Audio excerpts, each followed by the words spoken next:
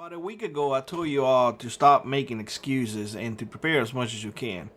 Now, recently we had a loss in our family, and it brought to our attention that it don't matter how much you are prepared, you're still gonna have gaps that you're gonna be like, like I don't know what to do. But there are times that folks reach out to us and flat out say, "Well, Billy, I just can't. I might be able to get a can of tuna today, and I don't know, a bag of rice in 2 months." Well, there's nothing wrong with that, and I'm gonna be brutally honest with y'all. You better off doing that than not doing anything. Preparing little by little may seem daunting, may seem like, well, you're not getting anywhere. But I guarantee you that you are getting somewhere. By you getting those resources now, when you can, you are now setting yourself not for failure, but for success. Because that kind of tuna that you put away today, well, that can be a meal for, I don't know, a year from now, 2 years from now. Perhaps somebody loses their job and all they have is ramen noodles. But those ramen noodles, they will pay at the price that it was 10 years ago. Meaning that perhaps 10 cents for, a little pack of ramen noodles. Today could be $1. So you're like, oh, I did good buying it 10 years ago. Guys, I'm giving you examples of things that you can do to prepare for tomorrow. Tomorrow is not certain. I can guarantee you that. And the rude awakening that we got was, a wake-up call. 2 weeks, that's all it took. 2 weeks from the moment that this person got into the hospital to the person to the moment that passed away. 2 weeks. Imagine now an SHTF happened. Imagine that you don't have access to doctors, that you don't have access to food, that you don't have access to water, you don't have anything. I mentioned in other videos, FEMA tell you three days. I encourage everybody to have 2 weeks. 2 weeks minimum. I show everybody how you can have a year supply of food with less than $1,000. I understand that a lot of people don't have that type of money. I understand that. Trust me. I know. Whatever you see in this channel took us years in planning, in savings, in sacrificing things. Nothing comes easy, y'all. Nothing. So the idea of you can't do it because it may be out of your price range, trust me, if you put your mind into it, where there's a will, there's a way. You can definitely do it. I mentioned in that video specifically that, hey, go with the 1022 because parts are available everywhere. I want to give you an example. I'll be running that 1022 that I show you all with subsonic ammo. Well, the spring, the charging spring, and this is the spring, the original one. It's too hard, and took it apart, polished what I could, but it was still not feeding properly. And I went online and I read that, well, you need a spring with 10% less tension. So I went and I got two. $8 for a spring. Now it's running flawlessly. I took D the other day to practice a little bit with the 3006. Hitting it right there and then. Practice. You get what I'm saying? She didn't send a whole bunch of rounds. I put it short so you guys can see. The majority of those afterwards was me just sending rounds.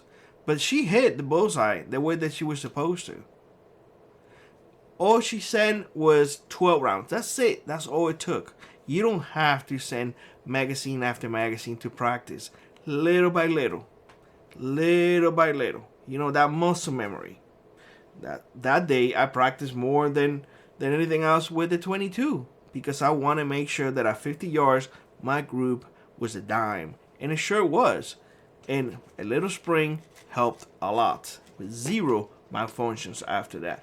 So you see what I'm saying? It does not take a lot of money to be prepared. We have said that. Now, if you have an abundance of money, I guarantee you, things can be a lot faster, a lot faster.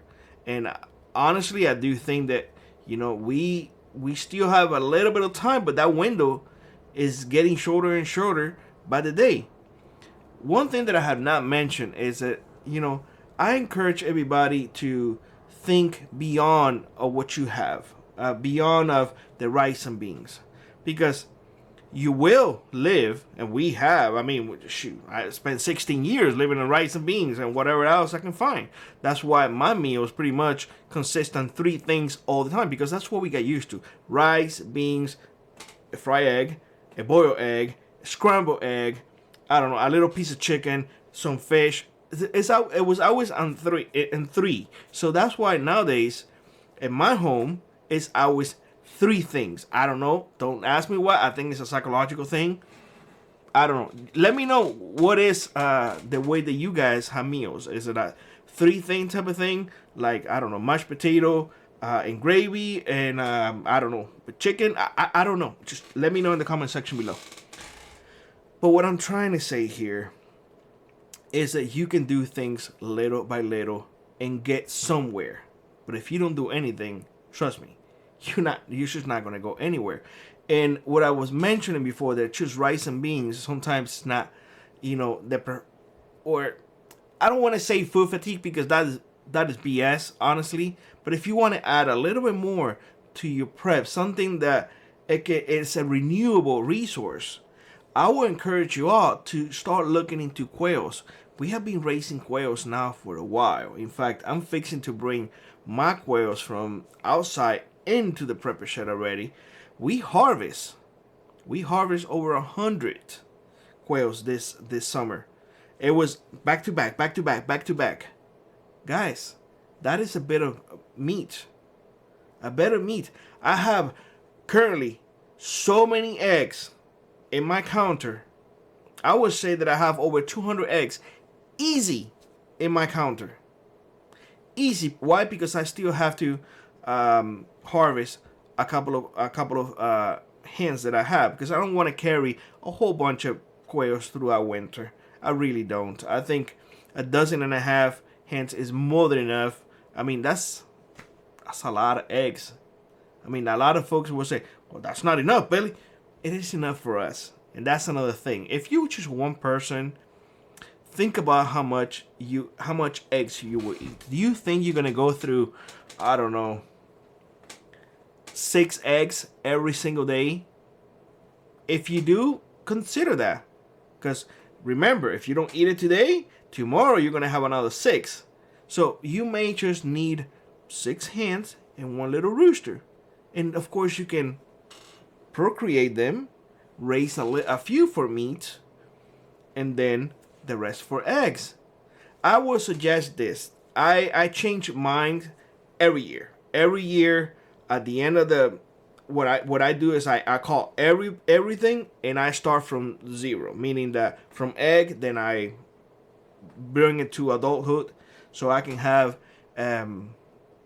young hens and young roosters to start the winter. That's what I do. I mean, they have a lifespan of a year and a half. I would say after a year, the hens don't produce as much, so keep that in mind. But yeah, I mean, quails are a good resource to have. It really does not cost a lot, and I can tell you right now, I have yet to pay for their feed. They pay for their own feed because I sell the eggs. So think about that. The eggs are free. The food, they pay for them. They pay for it. They pay for it by me selling the eggs, and they give me meat. So, and it does not require a lot of space. It really does not require a lot of space, which is awesome. So, think outside the box sometimes. Think outside the box, especially if your family is not big. Think about it and be like, all right, what can I do? What can I do to prepare with the least amount of money, because let's be honest, the dollar is not going as far as it used to. I mean, you go to the market now with $20. What can you get for $20? Put it down in the comment section below. Let me know. Is $20 even enough for a meal for a family? I know it used to be. I know that for a fact. Shoot, I remember a bag of chicken, the thighs and whatnot, that it was like less than $10. I don't do the shopping. Mrs. D does the shopping, so I'm not familiar, or at least I don't see the prices. So you let me know in the comment section below, because it has been a while, to tell you the truth. And nowadays, when we buy beef, we buy an entire cow. So, and we haven't had chicken in years. So again, little by little will get you somewhere. Don't get discouraged by people saying like, no, you need to go full blast. You need let's say, for example, you need an Opus generator. Guys, I've been here. This is going to be my 7th winter. My 7th winter. And I have been saving to get an Opus 3 generator. And now is when I'm able to get it. So you see what I'm saying? It's not like, oh, let me put $1,000 here today. No, it's penny by penny. One thing after the other. So, you know, it takes time. And I do believe that a lot of folks get discouraged because how long it takes, and you see every channel up there showing you things, and you like, man, I need that. Oh my God, I need that now, and then I need this. So you don't know where to go. You need to stop if that is the way you are. You need to really stop. I will encourage you to look at the playlist that we have. And we have a one in there specifically, and I'm going to put it one up here, that playlist for preppers, for beginning of prepping. And that should, you know, give you an idea of how to start preparing. You don't have to go in full blast. Little by little will get you there. Slow and steady will get you there. But don't stop. Start today. If you haven't, start today, because the window that you have, honestly, to prepare what it used to be years, I think is less than months. So I don't know what to tell you. You know, just see what's in front of you. See what's in front of you, and if you think that everything is gonna go the same way that it has been, or you know, it's business as usual, and I hope you're right. But if not, like I tell my son all the time, you better have it and not need it than need it and not have it. With that being said, I hope you have a great one. Like I was rock on, prep on, and I hope to see you in the next one. Bye-bye, everybody.